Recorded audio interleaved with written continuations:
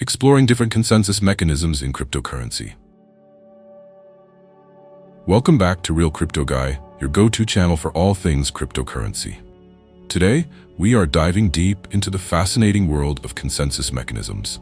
These mechanisms are the backbone of blockchain technology, ensuring that everyone on the network agrees on the state of the ledger. Whether you are a seasoned investor or just starting your crypto journey, understanding these mechanisms is crucial. So, let's explore some of the most popular consensus mechanisms used in cryptocurrencies today. First up is proof of work, or POW. This is perhaps the most well-known consensus mechanism, primarily used by Bitcoin. In a POW system, miners compete to solve complex mathematical problems. The first one to solve it gets to add a new block to the blockchain and is rewarded with cryptocurrency. While POW is secure and decentralized, it is also energy-intensive and can lead to slower transaction times. This has sparked debates about its environmental impact, making many in the crypto community look for alternatives. Next, we have proof of stake, or POS.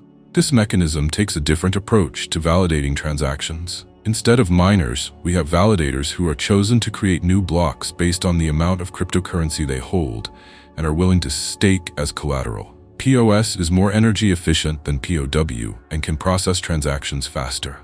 It also discourages bad behavior since validators have something to lose. Many new cryptocurrencies are adopting POS, and even some established ones are transitioning to this model. Another interesting mechanism is delegated proof of stake, or DPoS. In this system, stakeholders vote for a small number of delegates who then validate transactions and maintain the blockchain. This creates a more democratic approach, as anyone can participate in the voting process.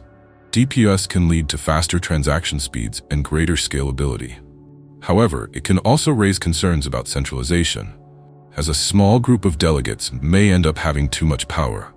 Now, let's talk about practical Byzantine fault tolerance, or PBFT.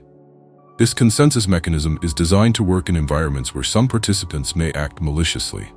PBFT requires a minimum number of nodes to agree on the validity of a transaction before it can be added to the blockchain. This approach is highly efficient and can process transactions quickly, making it suitable for private blockchains. However, it can be less effective in public networks where the number of participants is large. We cannot forget about proof of authority, or POA. In this model, only approved nodes can validate transactions. This leads to faster processing times and lower energy consumption. POA is often used in private blockchains where trust is established beforehand. While it offers efficiency, it sacrifices some degree of decentralization, which can be a drawback for those who prioritize it. Finally, let's briefly touch on newer mechanisms like proof of history and proof of space and time. Proof of history, used by Solana, timestamps transactions to prove they occurred in a specific order. This helps improve efficiency and scalability. On the other hand, proof of space and time, used by Chia, leverages hard drive space for mining instead of energy, making it another eco-friendly option. In conclusion, understanding consensus mechanisms is essential for anyone involved in the cryptocurrency space.